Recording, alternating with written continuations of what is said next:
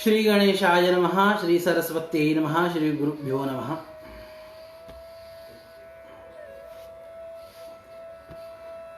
भगवती सच्चिदानंदमयी भगवती श्री जगदम्बा परम्बा की असीम अहेतु की कृपा करुणा के फलस्वरूप भगवती के इस नवरात्र उत्सव में हमें भगवती का अति प्रिय सप्तशती देवी महात्म्य ग्रंथ का श्रवण, इस कथा का चिंतन सुलभ हो रहा है। यह भगवती की बड़ी विशेष कृपा है। जिस प्रकार से कल हमने इस दुर्गा सप्तशती का महात्म्य हमने यथाशक्ति देखा कि एक साल भर तक भगवती की विधिवत पूजा करके, उनके निमित्त होम हवन करके, ब्राह्मण भोजन करा के जितनी प्रसन्नता भगवती को होती है, उतनी प्रसन्नता इस दुर्गा सप्तशती देवी महात्म्य कथा को एक बार सुनने से प्राप्त होती है। स्वयं भगवती जगदम्बा के शब्द है। पशुपुष्पार्घ्यधूपैश्च गन्धदीपैः सहोत्तमैः प्राणां भोजनैर्होमैः प्रोक्षणीयैरहर्निशम् अन्यैश्च विविधैर्भोगैः प्रदानैर्वत्सरेण या प्रीतिर्मे क्रियते सास्मिन् सकृत् सुचरितेषु। वर्ष भर मेरी इस प्रकार से आराधना करने के बाद भी जितनी प्रसन्नता मुझे होती है, एक बार इस सप्तशती कथा को सुनने से मुझे उतनी प्रसन्नता होती है।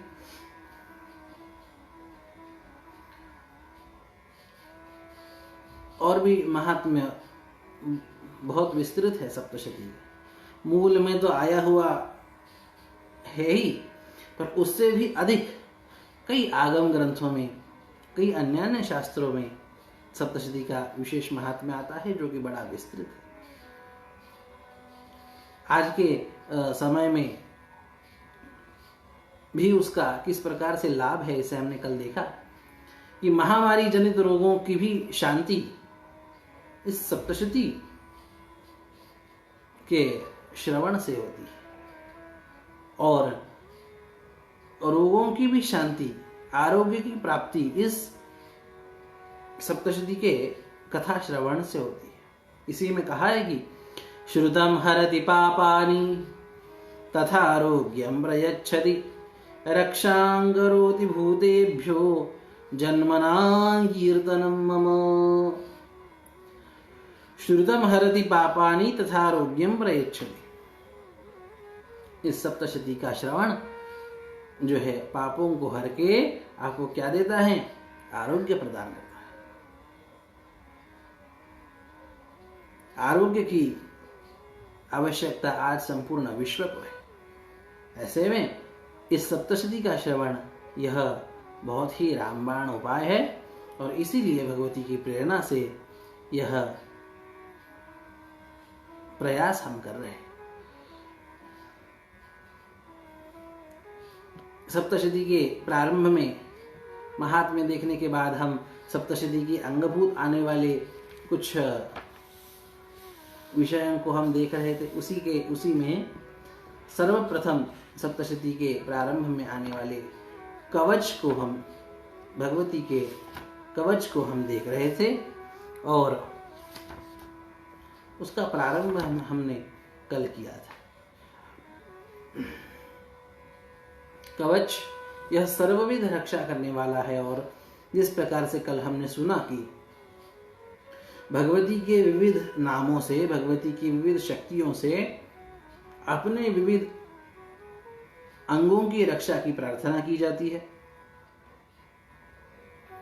अपने स्थूल शरीर के, सूक्ष्म शरीर के, कारण शरीर के विभिन्न तत्वों की रक्षा की कामना की जाती है भगवती के विभिन्न नामों से, भगवती की विभिन्न शक्तियों से। तो उसी क्रम में हर अवयव और हर श्लोक का विचार करेंगे तो सप्तशती पूर्ण होना, मूल सप्तशती पूर्ण होना वह भी कठिन होगा, पर मुख्य मुख्य तत्व अपन इसका स्पर्श करते जाएंगे। अपन कल आए थे कि शिखा उद्योतिनी रक्षेत उमा मूर्धनि व्यवस्थिता। भगवती उद्योतिनी शक्ति हमारी शिखा चोटी की रक्षा करे।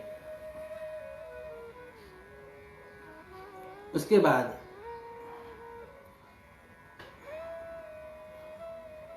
भगवती उमा अपने मूर्धा सहस्रार चक्र की रक्षा करे। भगवती मालाधरी अब हमारे ललाट की रक्षा करे। हमारे भ्रुवों की रक्षा यशस्विनी भगवती करे। त्रिनेत्राज भ्रुवोर मध्य यमघंटा च नासिके। भगवती त्रिनेत्रा हमारी भ्रू मध्य की रक्षा करे। दोनों भ्रुवों के जो मध्य का भाग होता है वह की रक्षा करे। अब आपको लग सकता है कि दोनों भ्रुवों के बीच में यह वह कौन सा अवयव है और वह क्या पड़ी है रक्षा करने की? नहीं, यह केवल स्थूल शरीर का कवच नहीं है, अपितु सूक्ष्म शरीर का भी कवच है। दोनों भुवन के बीच में हमारा आज्ञा चक्र होता है और उस चक्र की भी रक्षा करे, उस चक्र का पोषण करे। फिर शंखिनी चक्षुषोर मध्य भगवती शंखिनी हमारे नेत्रों की रक्षा करे। हमारी आंखों की ज्योति यह उत्तम रहे। श्रोत्रय और द्वारवासी कानों की भी हमारी रक्षा भगवती द्वारवासिनी शक्ति करे। कपोलो कालिका रक्षेत। बुढ़ापे में आंख से दिखना कम होता है, कानों से सुनाई देना कम होता है, इसलिए युवावस्था से ही, प्रारंभ से ही, पहले से ही इस प्रकार से के कवच आदियों के अनुष्ठान करके अपने शरीर को उत्तम, सुदृढ़ और अभेद्य बनाया जाए, जिससे हमारे शरीर की वृद्धावस्था इत्यादियों में अधिक अवनति ना हो। आंखों की रक्षा की बात है, कानों की रक्षा की बात है। कपोलो कालिका रक्षित। हमारी दोनों गालों की रक्षा भगवती कालिका शक्ति करे। इस प्रकार से विविध अवयवों की रक्षा की बात यह कही गई। हमारी दांतों की रक्षा भगवती कौमारी शक्ति करे। दंतान रक्षित कौमारी।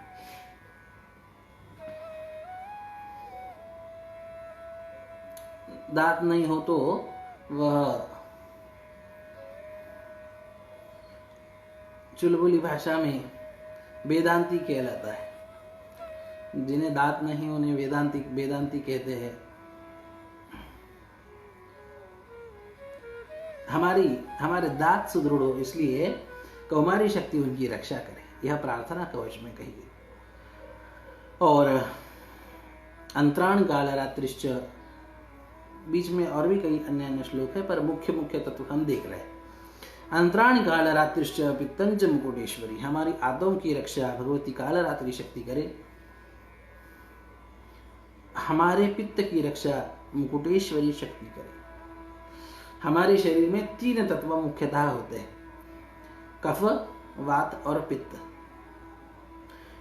यह तीनों तत्व यदि शरीर में संतुलित है तो मनुष्य निरोगी होता है, और यदि यह 3 तत्व कफ, वात, पित्त यदि असंतुलित है तो विविध रोग यह उत्पन्न होते हैं शरीर में। इसलिए इन तीनों का संतुलन बहुत आवश्यक है।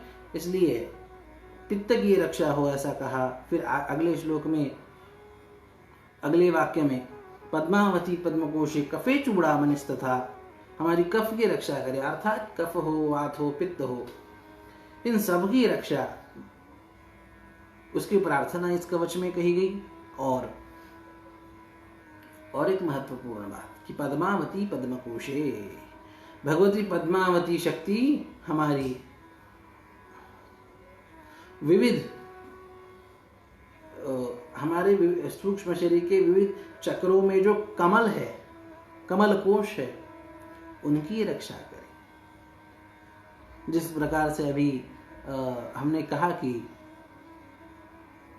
यह कवच केवल स्थूल शरीर का नहीं, यह सूक्ष्म शरीर का भी कवच। मूलाधार, स्वादिष्ठान, मणिपुर, अनाहत, विशुद्धि, आज्ञा, सहस्रार इत्यादि सभी चक्रों में विविध कमल है। उन चक्रस्थ कमलों की भी रक्षा भगवती पद्मावती शक्ति करे। उसी के साथ साथ कहा कि शुक्रम ब्रह्मांड में रक्षेत। हमारे शरीरस्थ शुक्र, जो कि शरीर का राजा कहलाता है, वीर्य, उसकी रक्षा भगवती ब्रह्माणी शक्ति करे।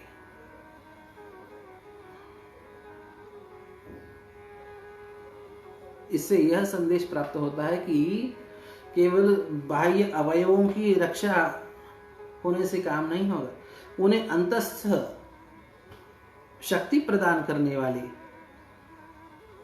हमारे शुक्र इत्यादि तत्वों की भी रक्षा होनी चाहिए। इसका भान इस कवच में है, उसकी प्रार्थना इस कवच में है, और तदनुसार व्यक्ति को, जीव को, मनुष्य को स्वयं भी प्रयत्न करना चाहिए।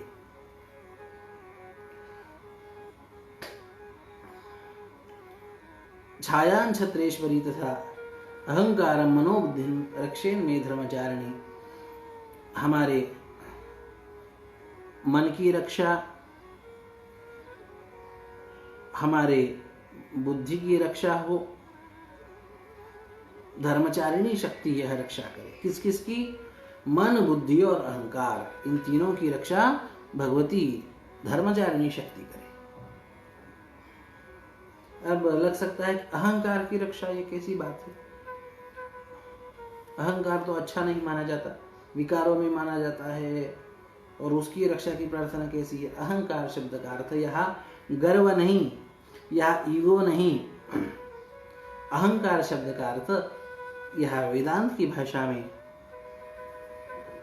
अहम अस्मीति अहंकार, अपना अस्तित्व,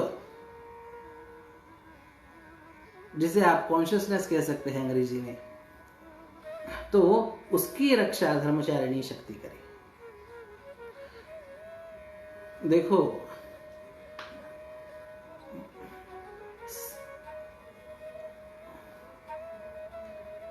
बंधन का और मुक्ति का, दोनों का खेल इस अहंकार पे स्थित है। जैसे यदि हमने देह को अहम माना, अहम मतलब मैं, आप मैं किसे मानते हैं? आप अपना अस्तित्व क्या मानते हैं? इसके ऊपर बंधन और मोक्ष दोनों निर्भर है। आप जब देह को लेके उस वह देही हम है, यह जब हम मानते हैं कि हम देह है, तो देह के बंधन आ गए। देह से संबंधित जितने भी संबंधी है, उन सबके बंधन आ गए। कहने का तात्पर्य कि जब हमारी अहंता देह से संबंधित होती है, तो मनुष्य बंधन में आ जाता है इस संसार के, और जब हमारी अहंता देह गेह से छूट के जब उस परमात्मा से जुड़ जाती है, तो वह मुक्त हो जाता है। तब जाके उसकी अनुभूति होती है कि अहम ब्रह्मास्मि, मैं उस व्यापक परब्रह्म स्वरूप, मैं ये 3.5 हाथ वाला देह नहीं हूं। ऐसे देह तो मेरे कितने आए और कितने गए, कितने जन्म में मैं यह देह बदले, पर यह बदलने वाला देह नहीं हूं, अपितु न कभी भी न बदलने वाला वह परमात्मा तत्व हूं, जिसे गीता में भगवान कहते हैं कि ममैवांशो जीवलोके जीवभूतः सनातनः, मैं भगवान का अंश।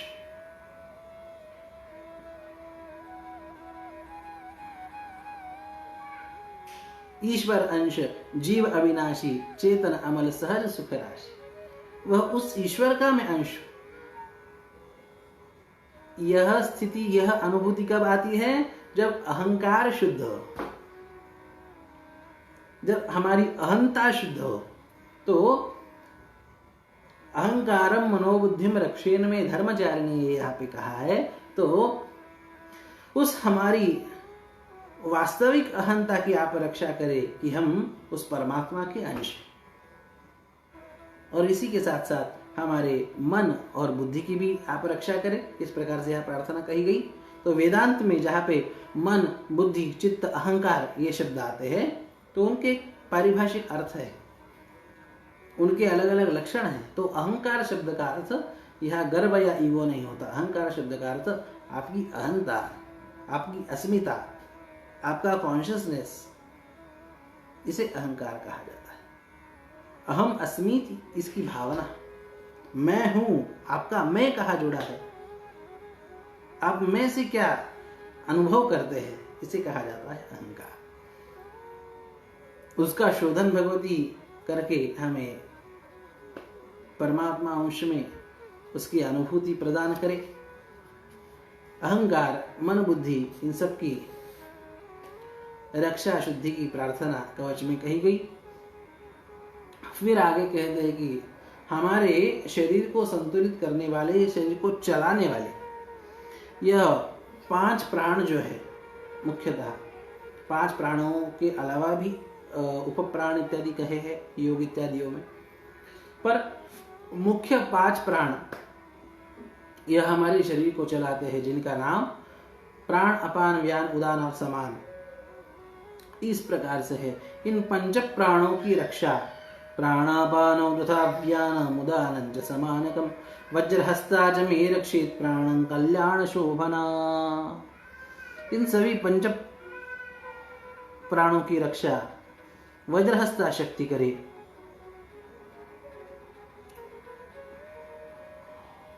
कल्याण शोभना भगवती शक्ति हमारे मुख्य प्राण की रक्षा करे।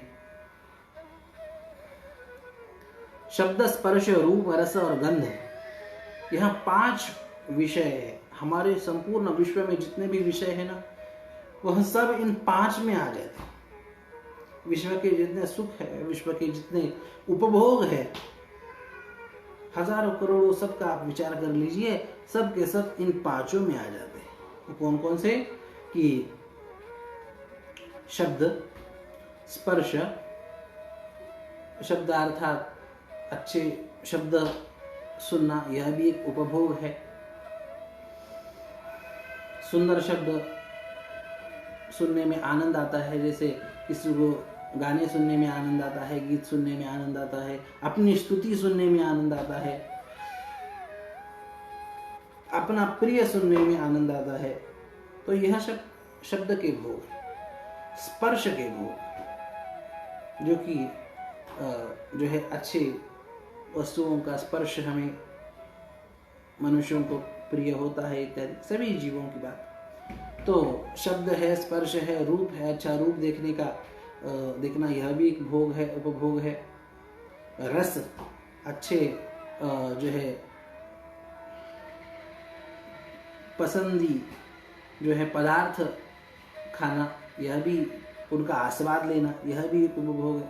और गंध, अच्छी सुगंध ग्रहण करना, यह भी एक भोग है। तो इन 5 विषयों का उपभोग करते हुए हमारी रक्षा भगवती योगिनी करे। रसे रूपे च गंधे च शब्दे स्पर्शे च योगिनी। भगवती योगिनी इन 5 विषयों को, इनका उपभोग करते हुए हमारी रक्षा करे। विषयों का उपभोग तो होगा, पर वह उस पे योगिनी शक्ति का नियंत्रण, यह भी संकेत इस कवच से प्राप्त। हम विषयों का उपभोग तो करें, पर योग मार्ग में स्थित होके यौगिक प्रक्रिया से उन विषयों का सेवन करें। इस प्रकार से भगवान श्री कृष्ण भगवद गीता में कहते हैं कि योगस्थः कुरु कर्माणि संगम त्यक्त्वा धनंजय। तो योगस्थ होके कर्म करे, योगस्थ होके विषयों का उपभोग करे, उपभोग ग्रहण करे। सत्वम रजस तमश्चैव रक्षे नारायणी सदा। संपूर्ण सृष्टि, हमारा शरीर, सब कुछ यह तीनों गुणों में व्याप्त है। तीनों गुणों से व्याप्त है। यह त्रिगुण, इन त्रिगुणों ने, सत्वगुण रजोगुण तमोगुणों ने संपूर्ण सृष्टि व्याप्त की है और सृष्टि का संचालन वह गुण अपने अपने तरीके से करते रहते हैं। तो उन गुणों का परस्पर बर्ताव होते हुए सत्वम रजस्तमश्चैव रक्षे नारायणी सदा, भगवती नारायणी शक्ति इन त्रिगुणों का आपस में बरतते हुए हमारी रक्षा करे। आयु रक्षतु वाराही, हमारी आयु की रक्षा भगवती वाराही शक्ति करे। धर्मम रक्षतु वैष्णवी, वैष्णवी शक्ति हमारे धर्म का रक्षण करे, क्योंकि सुखस्य मूलम धर्म, सुख का मूल धर्म है और इसलिए धर्म की रक्षा, जिसे सुख चाहिए उसे धर्म की रक्षा आवश्यक नहीं, अनिवार्य है। धर्म के बिना सुख मुश्किल नहीं, नामुमकिन है। गौण भाषा में कह रहे, कहने का तात्पर्य कि सुख की अपेक्षा है तो धर्म आवश्यक है, क्योंकि सिद्धांत है धर्माद अर्थश्च कामश्च किमर्थं नैव सेव्यते। धर्म से अर्थ, काम और कर्म से आगे चल के मोक्ष की भी प्राप्ति होती है। इसलिए सभी कामनाओं की पूर्ति, सभी सुख की जो है पूर्ति है धर्म से होती है। इसलिए हमारे जीवन में धर्म रक्षित रहे, भगवती वैष्णवी शक्ति से प्रार्थना करते हैं यहाँ पे कि हमारे जीवन में धर्म की रक्षा करे। यशः कीर्तिं च लक्ष्मीं च धनं विद्यां च चक्रिणी, यश, कीर्ति, लक्ष्मी, धन, विद्या, इनकी रक्षा भगवती चक्रिणी शक्ति करे। हमारे गोत्र की रक्षा इंद्राणी शक्ति करे। गोत्र इंद्राणी में रक्षित, पशून में रक्ष चंडिके। अपनी रक्षा की तो बात क्या, अपने संबंधित सभी की रक्षा की बात है ही, पर पशुओं की भी रक्षा की बात है।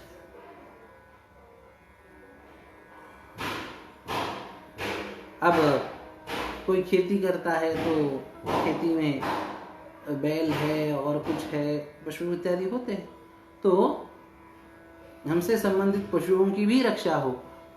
पशून में रक्ष चंडिके, उत्तरान रक्षेन महालक्ष्मी, हमारे पुत्र पौत्रादि को उनकी भी रक्षा करे और हमारी पत्नी, हमारी भार्या, इनकी भी रक्षा करे, इसकी प्रार्थना कवच में गई।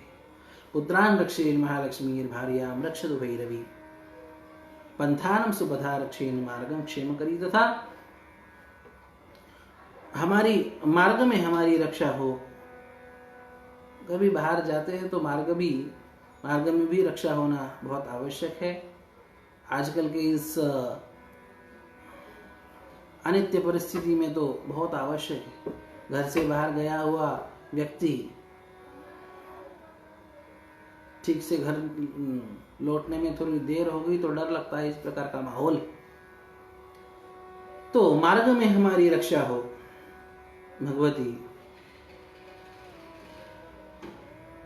राजद्वारे महालक्ष्मी विजया सर्वत स्थिता, राजद्वार में, राज दरबार में भगवती महालक्ष्मी हमारी रक्षा करे।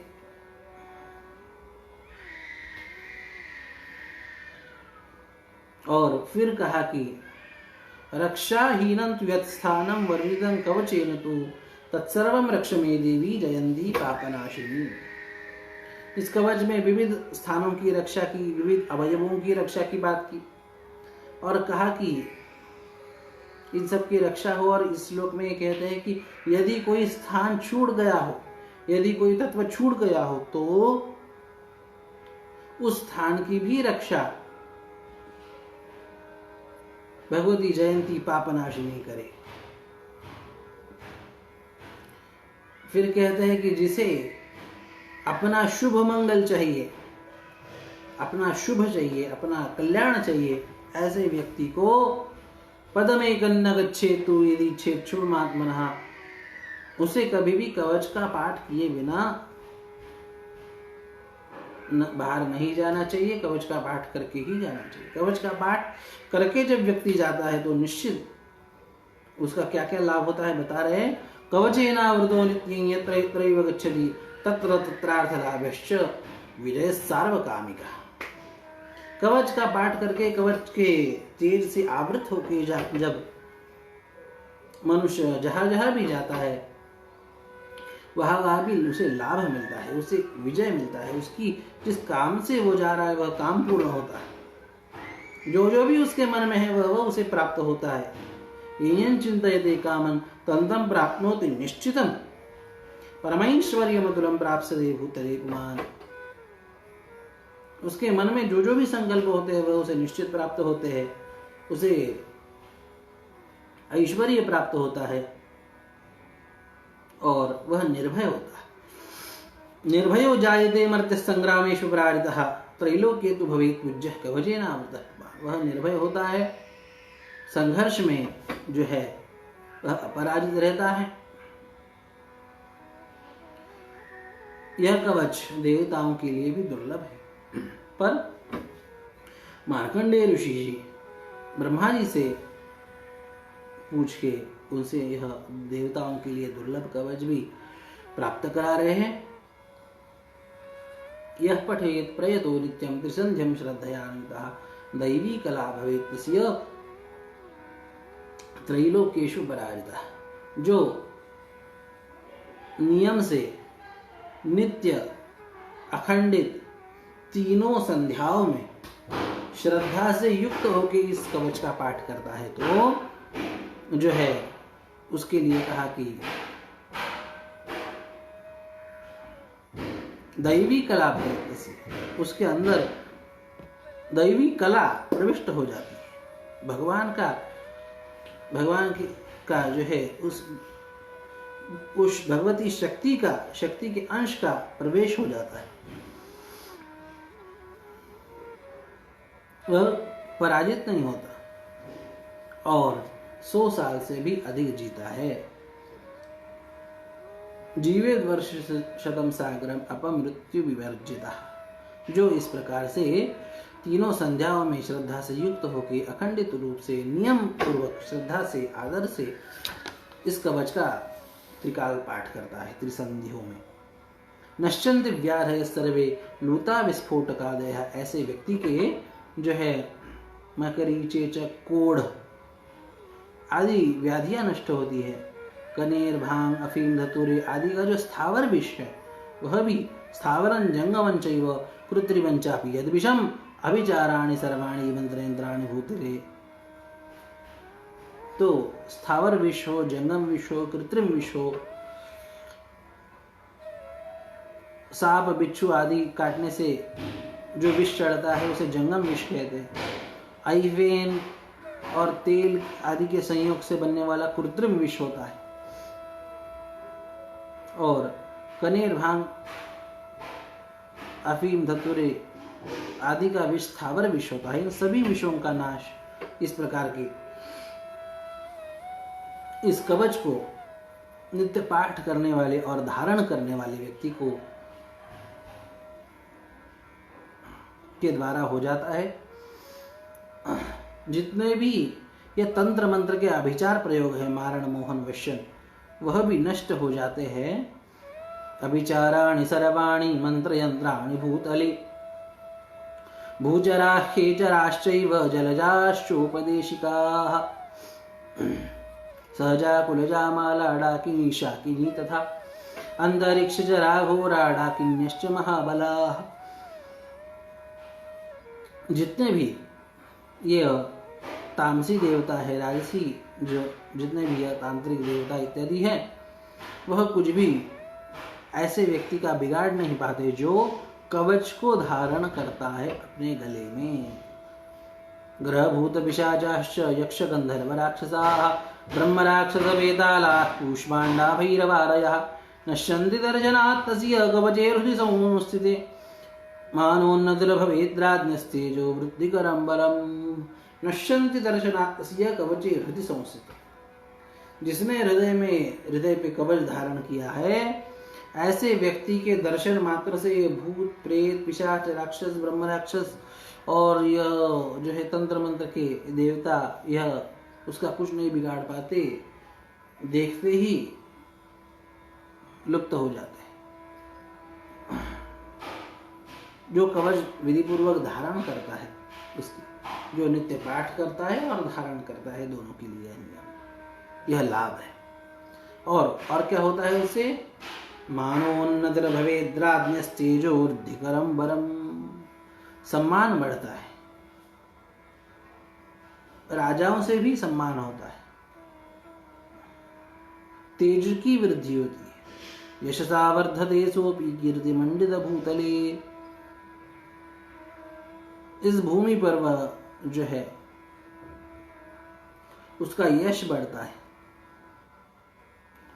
जपेत सप्तशतीं चंडीं कृत्वा तु कवचं पुरा, यावत् भूमंडलं धत्ते सशैलवन कारणम। जो इस कवच का पाठ करके फिर सप्तशती का पाठ करता है, इस श्लोक से कवच ये किस प्रकार से सप्तशती के अंगभूत है इसका दर्शन करा रहे। कवच का पाठ करके पहले कवच करके फिर दुर्गा सप्तशती की ओर बढ़ना चाहिए। और वैसे करने से क्या होता है कि यावत् भूमंडलं दत्ते सशैलवन कारणम तावत् तिष्ठति मेदिन्यां संततिः पुत्रपुत्री। कवच का पाठ करके जो नित्य सप्तशती का पाठ करता है उसकी वंश परंपरा अखंडित रहती है। और देह पूर्ण होने के बाद क्या होता है? उसकी अच्छी सद्गति होती है, दुर्गति होती है, तो कहते हैं कि सद्गति ही होती है। देहान्ते परमं स्थानं यत्सुरैरपि दुर्लभं प्राप्नोति पुरुषो नित्यं महामाया प्रसादतः। लभते परमं रूपं शिवेन सह मोदते, लभते परमं रूपं शिवेन सह मोदते।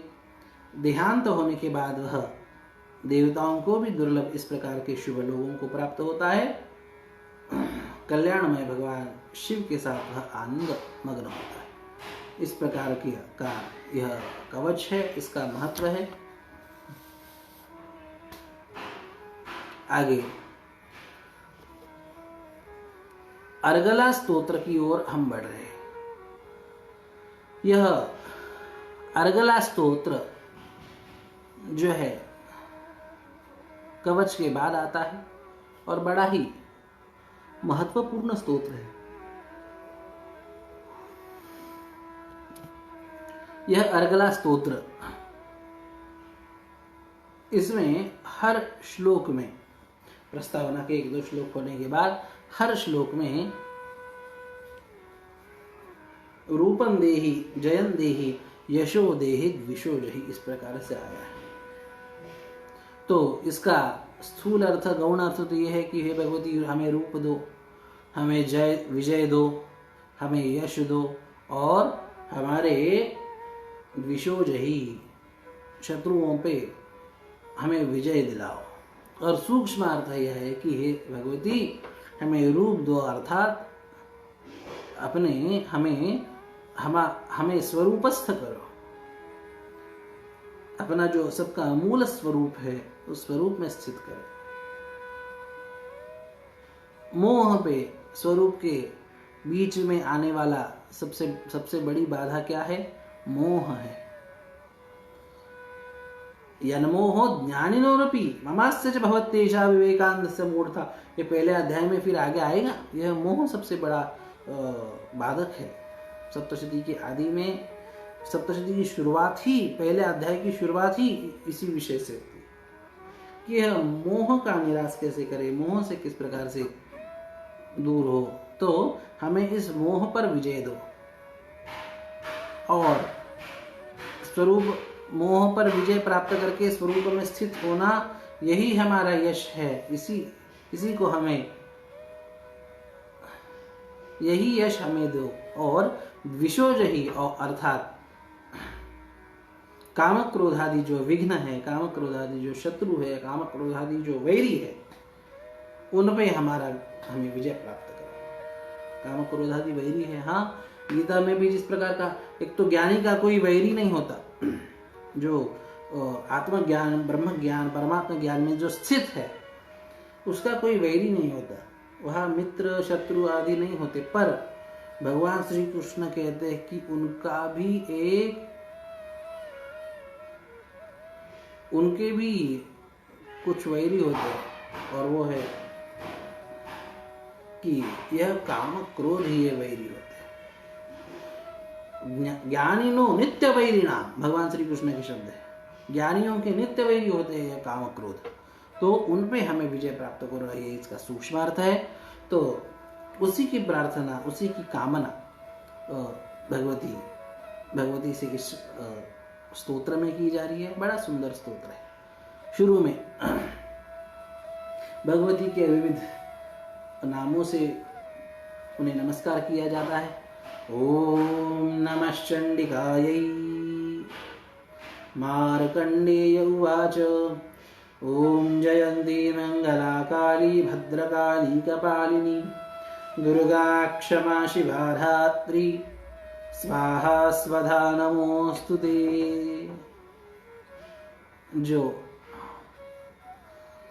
जयशालिनी है वह भगवती जयंती को हमारा नमस्कार। जो मंगलप्रदा है वह उस भगवती मंगला को हमारा नमस्कार।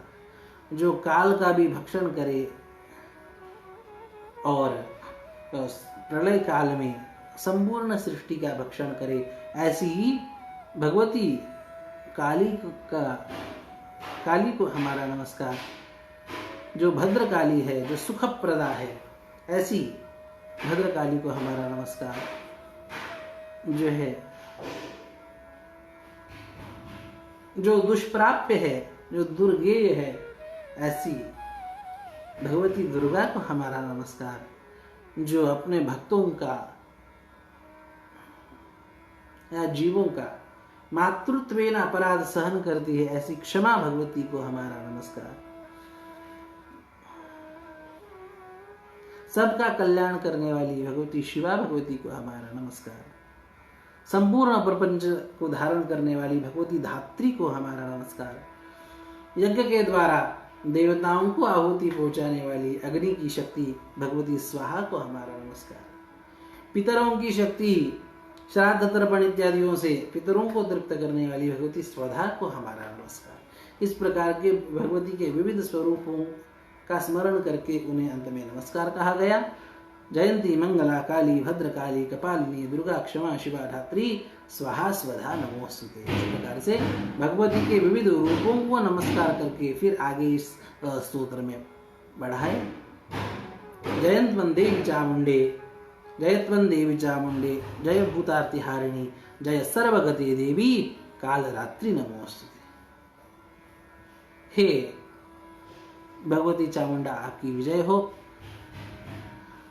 आप जीवों की कष्ट हरण करने वाली हो। आप सर्वव्यापक हो जाए, सर्वगति देवी काल रात्रि नमोस्तुते।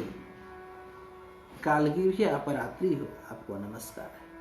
मधुकैट भविद्रावि विधातृवरदे नमः। रूपं देहि जयं देहि यशो देहि द्विषो जहि। मधुकैटभ इत्यादि असुरों का आप नाश करने वाली हो। विधातृ अर्थात विधाता ब्रह्मा जी को आप वरदान देने वाली हो, ऐसे आपको नमस्कार है। आप हमें रूप दो, जय दो, यश दो, विजय प्राप्त कराओ। इस प्रकार की प्रार्थना रूपं देहि जयं देहि यशो देहि द्विषो जहि। अब यहां से हर श्लोक के अंत में विविध प्रकार से भगवती की स्तुति की और महत्वपूर्ण विषय हम देख रहे हैं। कहा कि अचिंत्य रूप चरिते सर्वशत्रु विनाशिनी रूपं देहि जयं देहि यशो देहि द्विषो जहि। आपका रूप अचिंत्य है, आपका वास्तविक स्वरूप यह अचिंत्य है। हम जो हमारे मन बुद्धि से समझ रहे हैं, हमने जितना थोड़ा बहुत देखा है उतना देख के हम समझ रहे हैं, कि आपका इस प्रकार से अष्टादश भुजा का स्वरूप है, आप शेर पे बैठी है और आपके हाथों में आयुध है इत्यादि। यह हम हमारे जिस प्रकार से हमने थोड़ा देखा है, सुना है, उस प्रकार से हम समझ रहे, पर वास्तव में आपका स्वरूप अचिंत्य है और चिंतन से बाहर है, चिंतन से परे है, वहां तक मन बुद्धि की पहुंच नहीं। और जो बात आपके स्वरूप के लिए है वही बात आपके चरित्र के लिए। अचिंत्य रूप चरिते, आप जो चरित्र करते हुए हमें आंखों से दिखाई देती है ना, दैत्यों को मार रही है और किस प्रकार से युद्ध कर रही है और किस प्रकार से क्या कुछ हो रहा है, यह बड़ा स्थूल है। उसके पीछे क्या उद्देश्य है, क्या हेतु है, वो तो बात ही अलग है, वो तो चिंतन से परे है, वो तो हमारे मन बुद्धि में नहीं आ सकता। एक आध किसी रहस्य का दर्शन हमें अगले श्लोकों में, अगले अध्यायों में होगा सप्तशती के, उसे हम देखेंगे। तो इस प्रकार से आपका रूप, आपका स्वरूप और आपका चरित्र, यह दोनों ही चिंतन से परे है। जिसे जितना समझ आया उतना ठीक है। ते ही जाना जही तुम्हें ही जना ही, जानत तुम्हें हो जाए। जिस प्रकार से गोस्वामी तुलसीदास जी कहते हैं कि उसे कोई नहीं जान सकता, जिसे वो जनाना चाहे वह परमात्मा, वह भगवती, यही उसे जना सकती है, यही उसका बोध करा सकती है। तो ऐसी आप है, रूपं देहि जयं देहि यशो देहि विशो देहि। हे भगवती, आप हमें सौभाग्य दो, आप हमें आरोग्य दो। देहि सौभाग्यम आरोग्यम देहि मे परमं सुखम, रूपं देहि जयं देहि यशो देहि विशो देहि। आप हमें सौभाग्य प्रदान करो, आप हमें आरोग्य प्रदान करो, आप हमें परम सुख प्रदान करो। विधेहि द्विषतान्नाश विधेहि बलमुच्चकैः। जो हमसे द्वेष रखते हो उनका शमन करो, मेरे बल की वृद्धि करो। विधेहि देवी कल्याणम विधेहि परमं श्रियम। ये तो बातें सब है ही, अपन अपने मन से मांग रहे हैं, पर ऐसा है कि हमें हमारा कल्याण किसमें है इसका पूर्ण बोध नहीं होता। पूर्ण बोध क्या, कभी कभी कुछ भी बोध नहीं होता। जिस बात में हमारा कल्याण नहीं है वही बात हम भगवान से, भगवती से मांग लेते हैं, जिससे बाद में पछताना पड़ता है। तो हमारा जिसमें कल्याण है वह आप करो। विधेहि देवी कल्याणम विधेहि परमं श्रियं, रूपं देहि जयं देहि यशो देहि विशो देहि। आपकी महिमा कैसी है? बड़े बड़े देवता या बड़े बड़े दैत्य असुर सब, अच्छे बुरे ऋषि राक्षस सब, सुरासुर शिरो रत्न निघृष्ट चरणेम्बिके, सब आपके जो है आपकी चौखट घिसनी पड़ती है। सबके जो है सब आपके दरबार में नमन करते हैं, आपको प्रणाम करते हैं। और ऐसी आप हमें विद्यावान बनाओ, यशवान बनाओ, लक्ष्मीवान बनाओ। विद्यावंतं यशस्वंतं लक्ष्मीवंतं जनं गुरु, रूपं देहि जयं देहि यशो देहि विशो देहि। प्रचंड दैत्य दर्पघ्ने चंडी प्रणताय मे। प्रचंड दैत्यों के अहंकार को, दर्प को नष्ट करने वाली भगवती को हम प्रणाम करते हैं। आगे कहते हैं कि कृष्णेन संस्थिते देवी, और क्या महिमा है आपकी। कृष्णेन संस्थिते देवी शश्वतभक्त्या सदाम्बिके, रूपं देहि जयं देहि यशो देहि त्विशो देहि।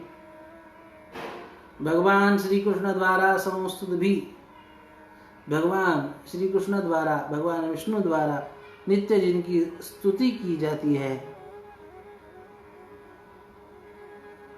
ऐसी भगवती को हमारा नमस्कार।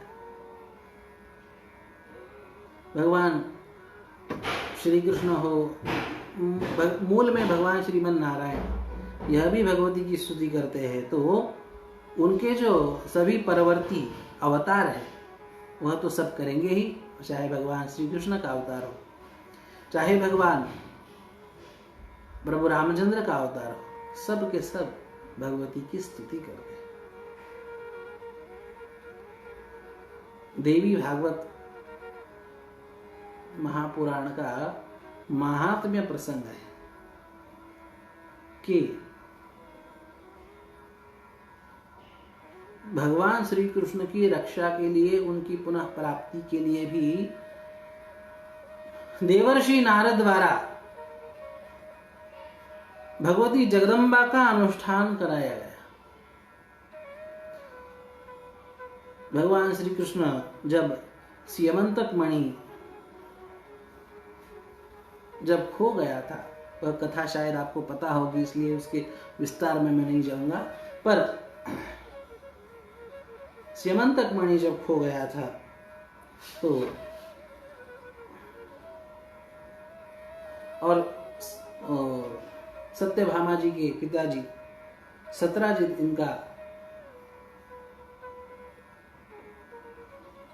इनका वध हुआ, तो आशंका उठी भगवान श्री कृष्ण के ऊपर कि इन्होंने ही उस मणि के लिए मार दिया, क्योंकि उन्होंने, भगवान श्री कृष्ण ने पहले उनसे उस यमंतक मणि की याचना की थी कि आप कोश के कल्याण के लिए, द्वारका के सभी नगरवासियों का इससे कल्याण होगा, इसलिए आप यह मणि हमें दे दीजिए। सत्यभामा जी के पिताजी ने मना कर दिया।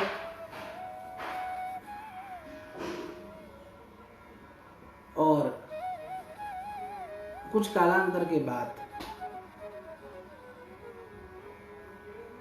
उस सत्राजित के भाई वह मणि धारण करने के लिए शिकार में गए और वहां एक शेर ने उन्हें मार दिया, उसने मणि लिया।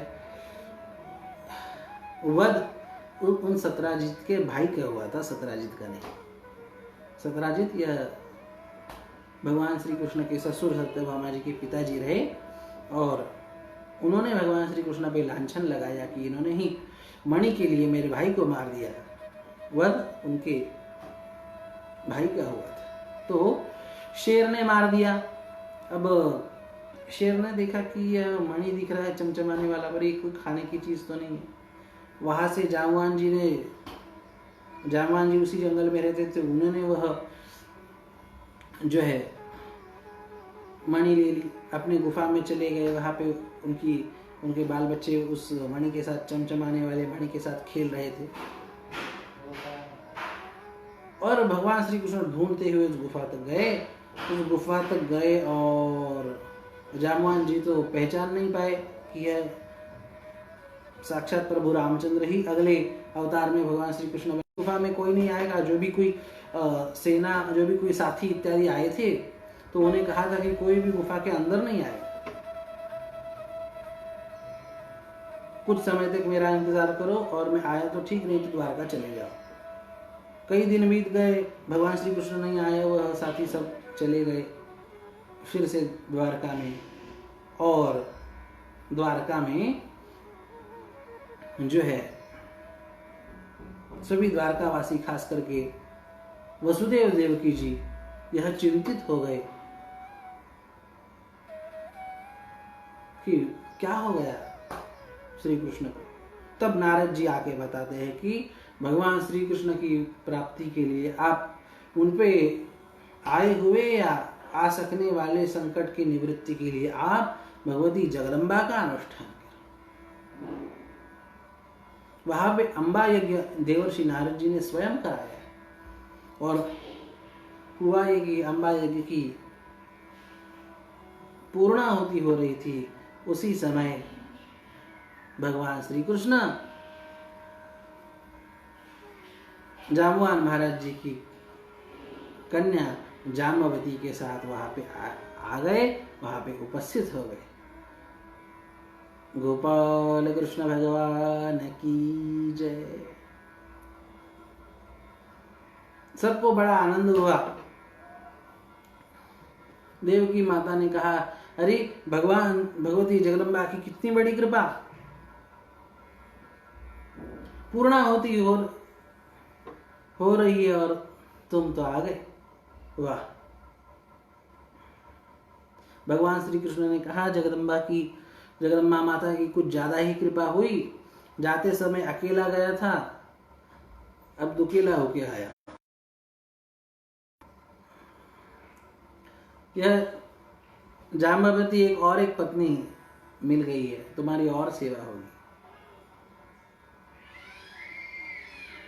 भगवान श्री कृष्ण ने भी भगवती जगदम्बा की स्तुति प्रार्थना इत्यादि की, और हर अवतार में आपको यह मिलेगा। राम अवतार में भी वनवास के काल में भगवान प्रभु राम यह भगवती जगदम्बा का, प्रभु रामचंद्र यह भी वनवास काल में भगवती जगदम्बा का अनुष्ठान करते हैं, उनके संकट निवृत्ति के लिए, विजय प्राप्ति के लिए। ऐसा वर्णन ग्रंथों में प्राप्त होता है। कहने का तात्पर्य कि भगवान श्री कृष्ण हो, प्रभु रामचंद्र हो, भगवान श्रीमन नारायण हो, ये सब के सब भगवती की स्तुति करते हैं। वही बात यहाँ पे कहते हैं कि कृष्णेन संस्तुते देवी शश्वत भक्त्या सदाम्बिके रूपं देहि जयं देहि यशो देहि विशोदे। हे भगवती, आप भक्तों को आनंद देने वाली है। देवी भक्त जनोद्दाम रत्तानंदोदयम्बिके रूपं देहि जयं देहि यशो देहि विशोदे। आप अपने भक्तों को सदा असीम आनंद प्रदान करती है।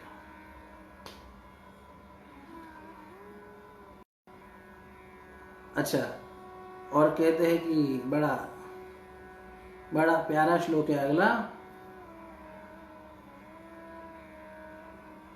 प्राय सभी के लिए। पत्नी मनोरमां देहि मनोवृत्तानुसारिणी तारिणीं दुर्ग संसार सागरस्य कुलोद्भवाम्। हे भगवती, आप हमें पत्नी दो। कैसी पत्नी दो? झंझट वाली नहीं, लड़ाई झगड़ा करने वाली नहीं, और हमेशा रूसी हुई बैठी नहीं, या हमेशा जो है गुस्साई हुई नहीं। तो पत्नी मनोरमां देहि, मन जिसके साथ आनंद में रमण करे, ऐसी मनोरमा मनोहरा पत्नी आप हमें दो, जो हमारी मन वृत्ति को, हमारे स्वभाव को, हमारी इच्छा को समझ के उसका अनुसरण करने वाली। मनोवृत्ता अनुसारिणी, यह तो बात है ही। यहाँ तक तो ठीक है कि अपनी इच्छा के अनुसार और अपनी आज्ञाकारी ऐसी पत्नी मिले, अपनी इच्छा को जान के उसके अनुसार बर्ताव करने वाली पत्नी मिले, ये तो है ही। पर इसमें विशेषता क्या है? ये तो हर किसी के मन में आती है बात। विशेषता अगले वाक्य में देखिए, हमारी भारतीय संस्कृति कितनी उदात्त है। वह कहती कि ऐसी सुलक्षणा आज्ञावर्तिनी पत्नी तो हमें मिले ही, पर और कैसी हो वो ऐसी हो कि तारिणी दुर्ग संसार सागरस्य कुलोद्भवा, जो हमारी इस संसार सागर से हमारा उद्धार हो, इसमें जो हमें सहायक हो, ऐसी पत्नी हमें मिले। इस संसार सागर से उद्धार करने वाली ऐसी पत्नी हमें प्राप्त हो। यह भारतीय संस्कृति की विशेषता। यहाँ पे पति पत्नी का संबंध केवल व्यावहारिक संबंध नहीं है, केवल शारीरिक संबंध नहीं, अपितु मोक्ष की प्राप्ति के लिए, परम कल्याण की प्राप्ति के लिए, परमात्मा की प्राप्ति के लिए भी दोनों एक दूसरों के लिए पूरक हो। इस प्रकार की उदात्त भावना अपनी भारतीय संस्कृति में है। यह अपने धर्म में प्राप्त होती है। संसार सागर से उद्धार होने के लिए उद्धार कराने वाली पत्नी दो, यह प्रार्थना आपको विश्व के किसी धर्म में नहीं मिलेगी। यह केवल विशेषता, यह महानता, यह उदात्त, यह उदार दृष्टि, यह दूरदृष्टि, यह क्रांत दृष्टि केवल अपने धर्म में आपको प्राप्त होगी। और ऐसे कई उदाहरण है। योग वशिष्ठ में देखें तो भगवती लीला यह अपने पति का उद्धार करती है। त्रिपुरा रहस्य में देखे ज्ञानखंड में इत्यादि तो जो है वहां की रानी अपने पति का उद्धार करती है। योग वशिष्ठ में भी और भी कई रानियों का इस प्रकार से वर्णन है कि वह अपने पति को आत्मज्ञान, तत्व ज्ञान, ब्रह्म ज्ञान तक करा के उन्हें मुक्त करती है, उनका उद्धार कल्याण करती है। तो इस प्रकार की भी कल्याणकारी पत्नी हमें प्राप्त हो और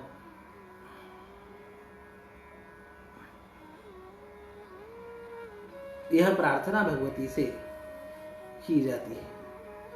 जिनका विवाह नहीं हो रहा, जिनकी शादी नहीं हो रही, ऐसे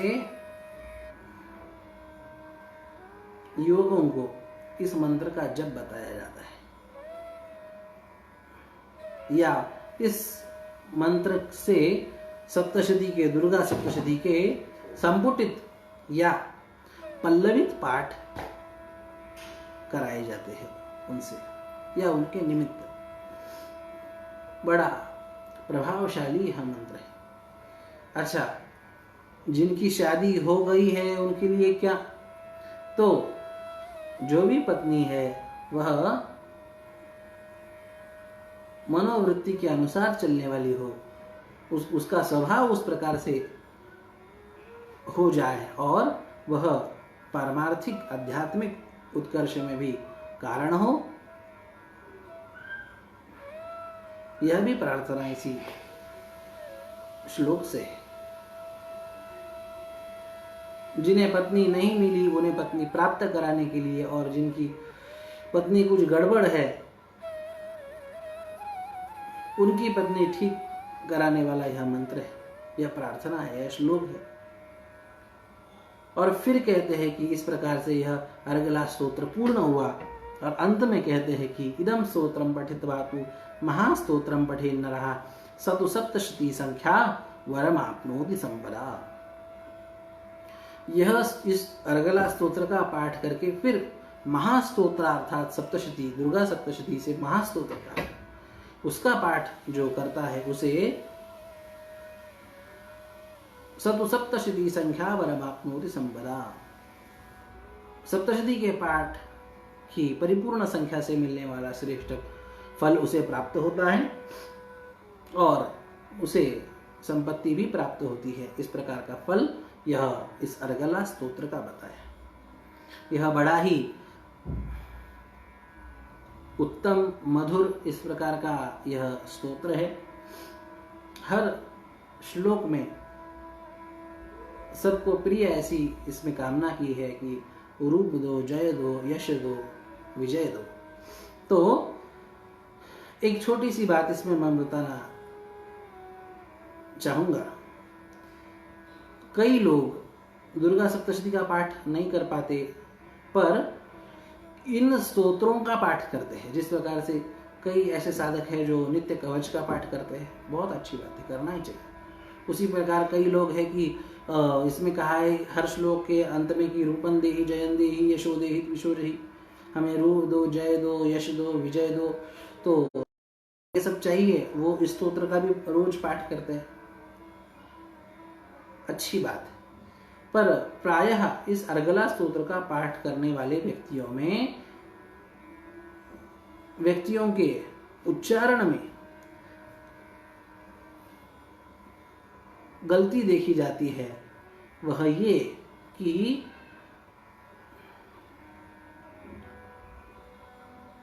रूपं देहि, जयं देहि, हमारे यहाँ यह आवश्यक नियम है कि यदि आप सकाम भाव से किसी कामना से जब आप पाठ करते हैं तो आपका उच्चारण बिल्कुल शुद्ध होना चाहिए।